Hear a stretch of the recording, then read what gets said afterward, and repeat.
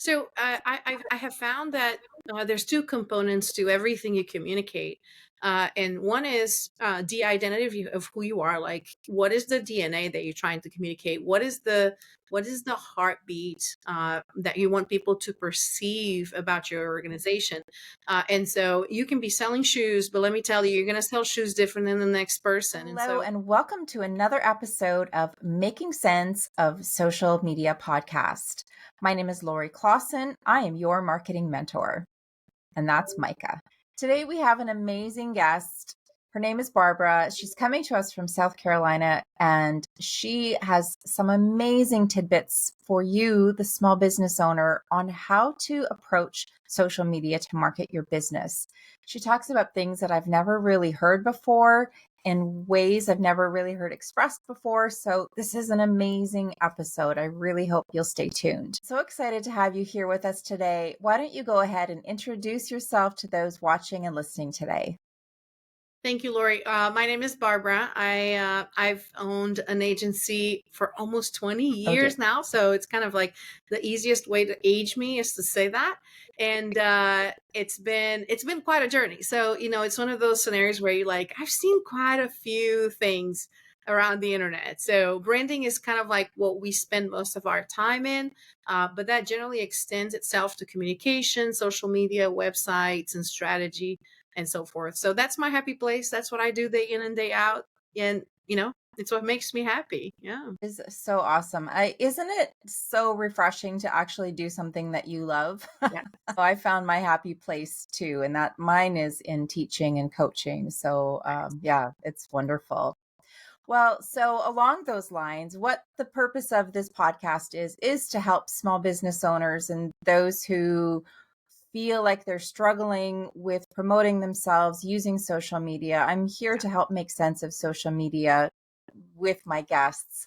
So, why don't we talk a little bit about strategy and how to go about using social media Yeah. to the listener's best advantage? Like, where do they start, and how Yeah. do they, how do they get results? Yeah. So I have found that there's two components to everything you communicate. And one is the identity of who you are. Like, what is the DNA that you're trying to communicate? What is the heartbeat that you want people to perceive about your organization? And so you can be selling shoes, but let me tell you, you're going to sell shoes different than the next person. And so there's something about what you do and how you do it that is very unique to you.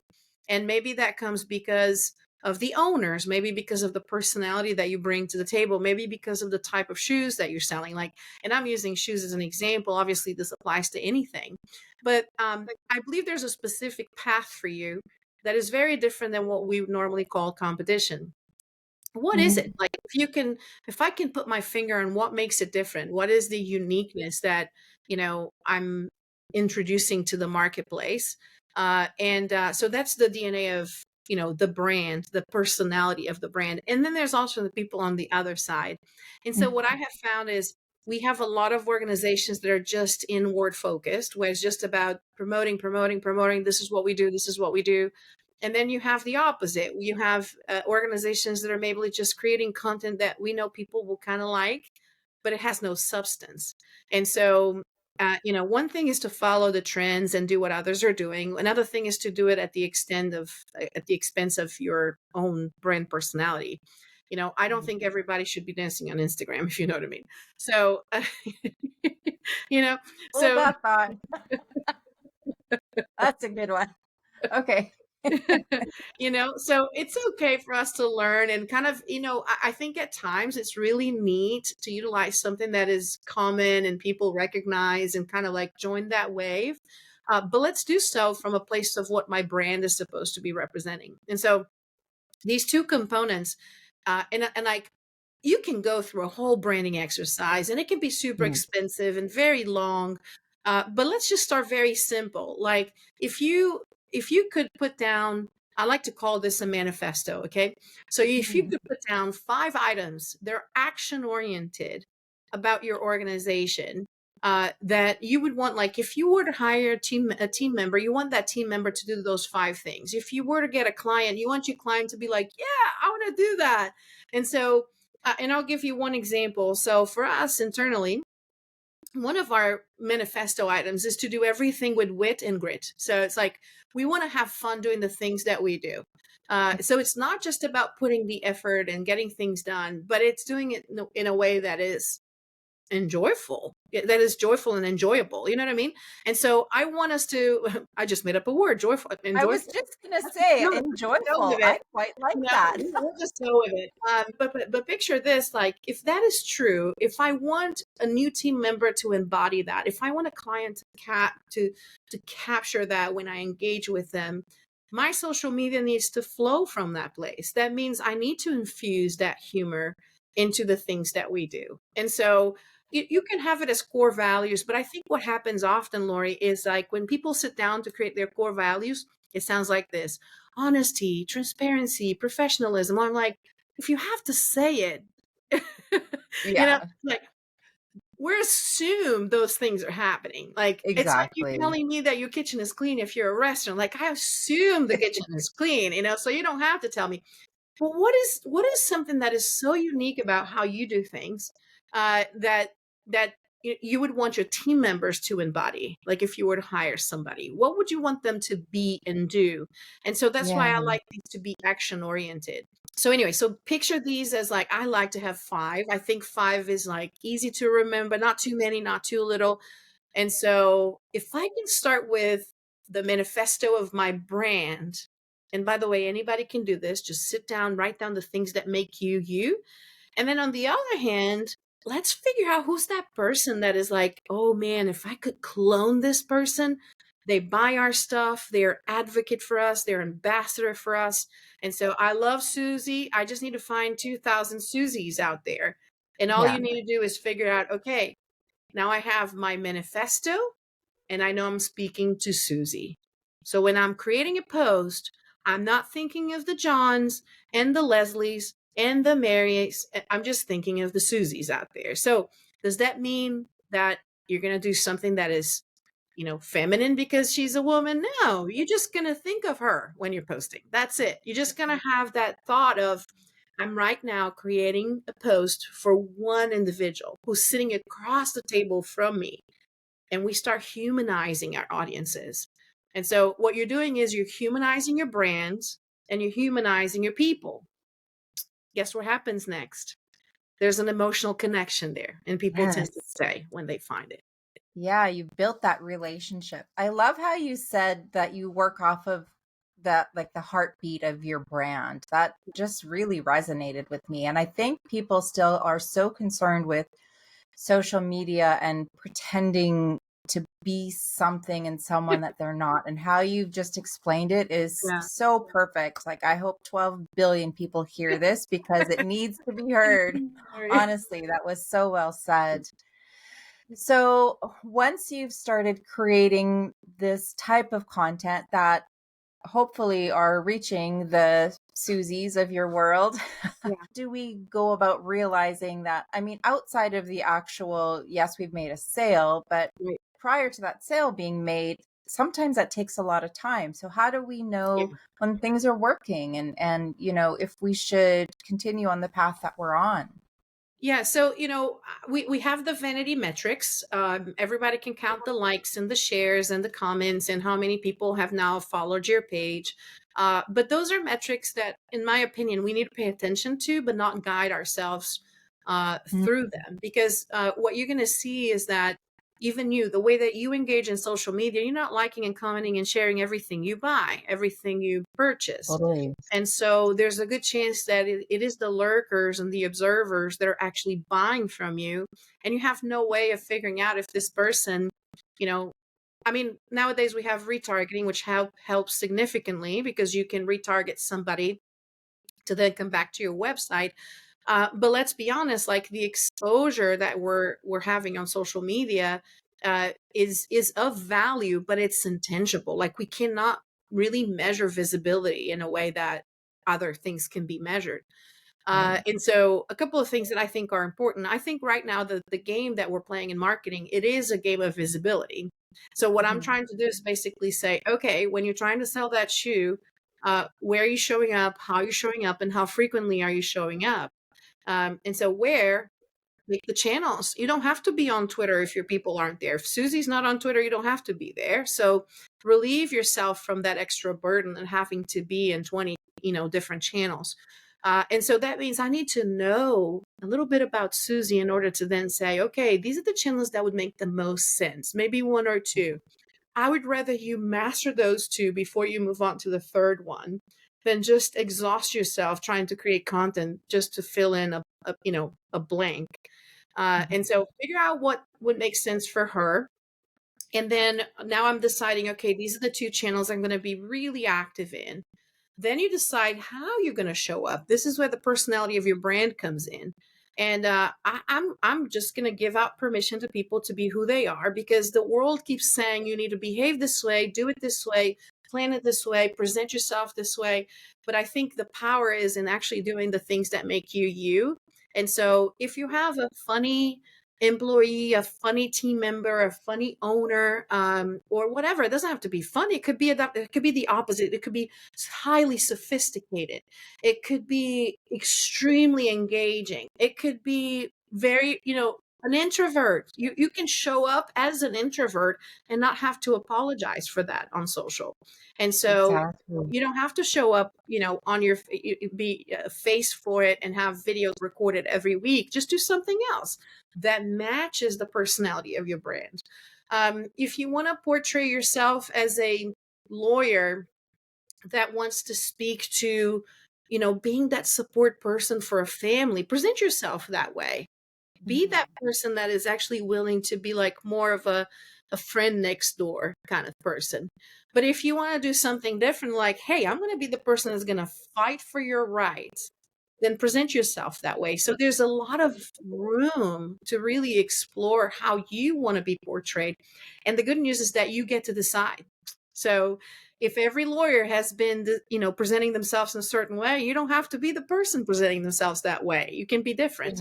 Yeah. And we have actually a case of a divorce lawyer in here in where I live in South Carolina, and she presents herself very well dressed and very well posed, and it's like it's not your traditional look for a lawyer, just Mhm. based on what we see often. However, it's how the women that look for that type of lawyer can identify. And so it feels like that person can speak to me in a way that Right. other lawyers may not be able to. And you go to any service, and it's always going to be that. Like, there will be people that I would feel more connected to because of how they are, not because of the service they provide. Right. And then the how frequently. If you need if you need 100 clients in a month, you probably need to show up more than if you need 2 clients in a month, you know? So Mhm. it's just a matter of consistently being visible. Now, let's say I just pick 2 channels, and let's say I'm gonna show up as the funny lawyer. That's kind of a funny way to think about it, but you know what? I'm sure that if there was a lawyer that wanted to use humor to attract clients, I can guarantee there would be a group of people that would go to that lawyer because of that. And we don't associate Absolutely. humor with lawyers, right? So Yeah, but that would feel so comforting to someone looking for a lawyer. They would ex- be like, "Oh my goodness, this lawyer's like an actual human being and yeah, not trying to be all like lawyery." something else. Exactly. And Mm. so you would find that there could be a specific thing that you're doing that is the very and you know what? Generally, this is something that we see as a flaw. It's generally Mhm. something we're trying to hide. Well, shoe Ooh. stores don't behave that way. Well, lawyers don't behave that way. Well, web designers don't behave that way. So there's a good chance that the very thing you're trying to mask or hide could be the very thing that you would want to portray on social media, because that's what's going to make you be seen for what you really are and how people can engage with you. Tell you how many times I've seen this in action Yeah. for people, and specifically some women that I follow on social media. The more like completely vulnerable and realistic they are, the more they grow their audience to these Yeah. massive scales, and then they're able to help so many people with whether it's products or services or coaching or what have you. But and sometimes, like, it's to a degree where I would certainly not be comfortable, like showing my Yeah. post baby belly, or Yeah. something along those lines. But if these Yeah. women are brave enough to do that, like, I give them so much credit and like Yeah. admiration, absolutely. And I certainly always encourage vulnerability and Yeah. realism, and exactly the things that you're saying. So Yeah. it matters so much. You've It touched does. upon, when creating content, like, being consistent matters and showing up consistently matters, but there's still this great debate of quality versus quantity. And we Yeah. have so many, social media experts out there saying you should be posting 50 times a day. And I'm thinking, okay, like, if you want to head straight to a hospital bed because you're going to burn out on that, that's Exactly. such bad advice. Like, Yeah. it's Yeah. frightening. Yeah. Yeah. I think, nobody's thinking, oh, it's been 2 hours since they posted, so Right? people aren't Yeah. thinking about us that way. And nobody's really counting the days since the last time you posted. And so what you're doing is you're just creating visibility. Now, would there be times where maybe you need more visibility than others? Yeah. So don't apply a formula. I think the applying formulas generally have to do with something that did work for a certain organization but may not necessarily work for everybody else. And so we can't compare ourselves to the big marketers, especially if Yeah. you are a small business. I would rather you post less frequently, but with a nice level of frequency. So it doesn't have to be every day 20 times. But I love the fact that when people look at social media, it needs to be clear what's being communicated. If you have clarity, like if it's clear, nobody's going to be looking and saying it's been a week. Yeah.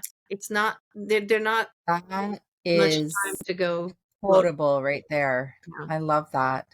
you know? It's so true. Hey, yeah, like, there's no lack of content on on social media No, today. That's for no. certain. But Yeah, and if you're launching how? Oh, something, be sorry. more if you're launching something, be more visible, be more active, and then if you're not, then you can obviously take a different, rhythm. I'd love to ask you about, what is your take on leveraging the power of storytelling and Yeah. emotion when we're producing content that will hopefully, drive traffic and build a community and that sort of thing? Yeah, oh no, 100%. That is by far the biggest tool that you have in your sleeve, everybody. And so when you think of storytelling, by the way, our brains are wired for it. So if you have a conversation with somebody and something is unsaid, and then you go your own ways, your brain is gonna immediately gonna try to fill in those blanks. Going like, hold on a minute. I missed this part. I missed that part. I missed that part. And your brain will naturally try to fill in those blanks with story.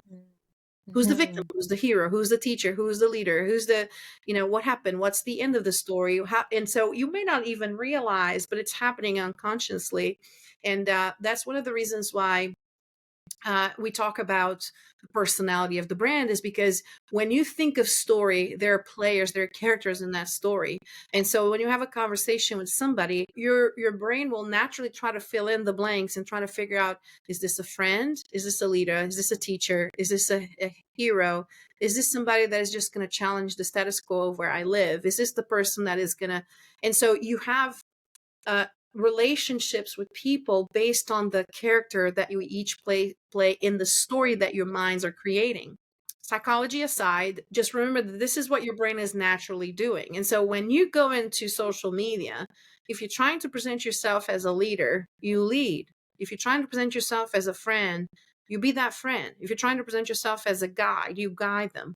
And so you have permission to operate at that capacity, because you will resonate with people because you're fulfilling that role, and they will resonate with you because they are pursuing that person. They're pursuing a friend that is a lawyer, a leader that is a lawyer. Yeah. Yeah. And so there are all the brands that we engage with, we're actually going at the same level. So all of our connections with brands are emotional. It doesn't matter if you're just buying a pack of gum. So there, every purchase is an emotional purchase, and so that means there's a very back of the mind kind of activity happening at all times. We just don't realize it because it's so fast and it's so quick and it's very Right. unconscious. And so your brand can position itself to be, you know what, I'm going to be the shoe store, but I'm going to operate as a friend. That means when people come here, they know there's always going to be somebody that will sit with them, help them, engage with them, help them make the best choice. That's different than a leader brand. And so you Yes. can buy shoes in two different stores, and in one of them you feel like, oh no, no, this person here is helping me level up my shoe status. You know what I mean? And Yeah. you all know those stores. We know them, Oh, right? And then you have the totally. revolutionary store brand, like where you go and it's like, man, every shoe here, it's like 20 steps remove my current wardrobe. Like I have to have the courage to wear them. And that Yeah. is a revolutionary brand. And so you think of I mean, you can just go to what, for example, the youth would be pursuing. They're probably pursuing revolutionary brands for shoes.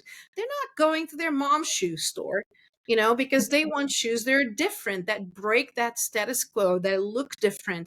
And so Yeah. the relationship they want with that brand is when they go into the store, it makes their mom feel uncomfortable. Yeah. And Oh, so that's you good. have all of them are shoe stores, all of them sell shoes. Barbara, this is such amazing information. Is there any kind of last minute tips or pieces of advice that you would offer a small business owner really wanting to go hard on social media in 2024 and beyond? Is there something specific that you think that we all need to know? Yes, don't measure between you and the next person. Just measure between where you were and where you are now. It will make a huge difference. And so if Mm. you became more consistent with your posting, if you became more in alignment with your DNA, if you became more specific with your person, those are the wins that you count. So don't look to the left or to the right. Just look back and see where you've come from. And every step that you take in the direction of who you are on social is, in my opinion, a good step. So, yeah. I love that so much. Barbara, tell everybody today where they can find you on the internet, how they can get in touch with you. This has just been awesome. Yeah, so my website is Barbara Carnero. It's just my name, Barbara Carnero, Carneiro. You will see a lot of speaking opportunities there, things that I've spoken at other webinars and such. But if you feel like, you know what, I really want to get deeper on my DNA and my heartbeat, then we can kind of get it out of you. I don't design it for you. I just literally look on the inside and lift it up to the surface, so when you see it, it feels like home. And if that's you, then we can help you with at least capturing that DNA and showing it to the world. Yeah. That is so fantastic. I'm so grateful for your time today. Yeah. Thank you so much, Barbara. And I can't wait for the world to hear these amazing things that you've said today. Thank you Thank you so to much. thank you for having me. Yeah. Oh, it's my pleasure. Thank you Hey. so much, Barbara. You dropped so much amazing value today. I'm so grateful to you. If what Barbara said resonates with you, please reach out to her on her website. I'll put all that information in the description below this podcast video. When it's your turn to learn how to market your business using social media and knowing which button to push and all of the how to's that matter in social media marketing today, I invite you to join Your Marketing Mentor, which is my 6-week group coaching program filled with all of the how to's you are so desperately seeking to learn. I know this because I've been teaching small business owners how to use social media to market their small businesses since 2018. So I'm taking that experience of teaching and guidance, and I have turned that into a coaching program, which is now available to you. I run Your Marketing Mentor only 4 times a year, and the next onboarding is coming up early May 2024. So, if a group coaching program is of interest to you, please check out the information I have in the description of this podcast video. I would love to welcome you to the Marketing Mentor family. Thanks for watching. I'll see you next time.